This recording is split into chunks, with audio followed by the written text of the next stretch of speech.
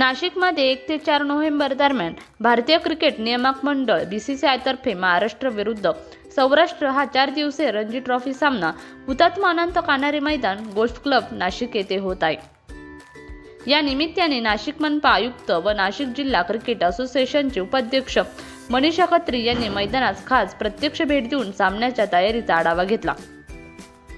या प्रसंगी आयुक्त समवेत नाशिक जिल्हा क्रिकेट असोसिएशनचे चेअरमन धनपाल शाह, सेक्रेटरी समीर रक्टे, खजिनदार हेमंत देशपांडे, संघटनेचे कार्यकारिणी सदस्य व इतर पदाधिकारी डॉक्टर अनिरुद्ध भांडारकर, हेतल पटेल, प्रवीण घुले, राजू आहेर, फैयाज गंजी फ्राकवाला, शेखर घोष, रतन कुळटे, निखिल टिपरी आदी उपस्थित होते।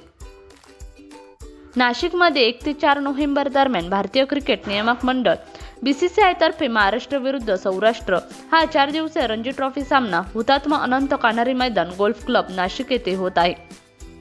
या सामन्यासाठी BCCIचे खेळपट्टी तज्ञ टी मोहन यांनी भेट दिली।